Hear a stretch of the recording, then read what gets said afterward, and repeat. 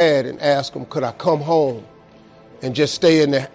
When I got into comedy at 27, I had a turn-back moment, man. It was the day I was going to quit. Because I had had enough, man. I was living in this car for 3 years, man. I ain't got no money.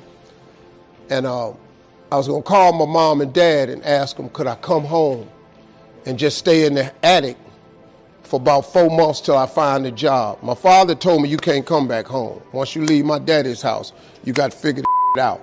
So I knew it was going to be hard. But they had put an answering machine in the attic for me. You know, back in the day, you had an answering machine. You could call it, punch a code in, and you could hear your messages.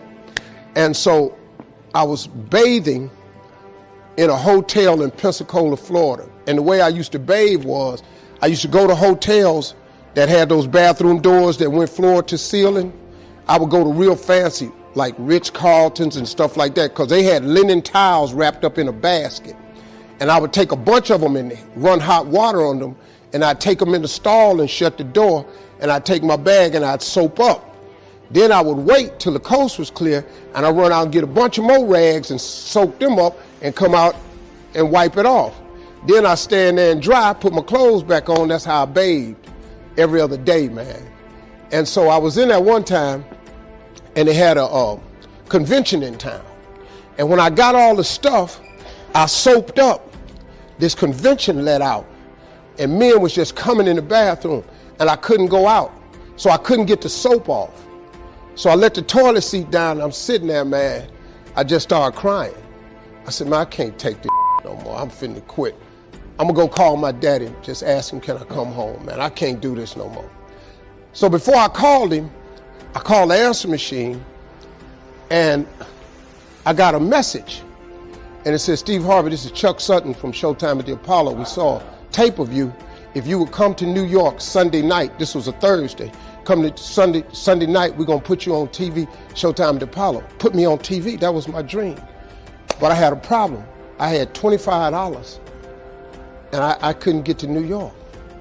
How was I gonna get to New York with $25? So I said, man, I went back in my car, and I'm crying again. I said, man, God, I finally get a shot to get on TV, and then I can't even go. I said, how could you do this to me? You know, I'm 30-something now, man. I've been waiting my whole life, and you get me here? So I said, man, let me call this machine back and just see if he said this Sunday. And I called it back, and it said, Steve, this is Chuck Sutton from Showtime at the Apollo. We saw a tape. We have an opening for you Sunday. If you could get here, give me a call, let me know. We'd love to put you on TV.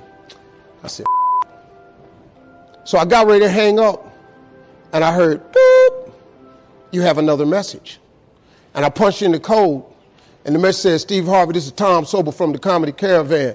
I don't know where you are now, but I have a gig available for you in Jacksonville, Florida, to pay you $150 Friday night. If you can make the gig, let me know. I'm in Pensacola. So I called Tom Sobel. He sends me to this gig to make $150. I go the next night, I make the $150, but I was so funny, the club owner said, if you stay the next night, I'll pay you another $150. I got $300. I called Chuck Sutton back at the Apollo and said, hey man, I just got this message. If you still got room for me in New York, I'll do it. He said, yeah, come on. So I went to Eastern Airlines, bought a round trip ticket for $99 from Jacksonville, Florida to New York, performed on Showtime at the Apollo, wrote the joke that made me famous. Mike Tyson hit this fighter, Mitch Green, in the eye, and his eye started talking. And I wrote that on the way to New York.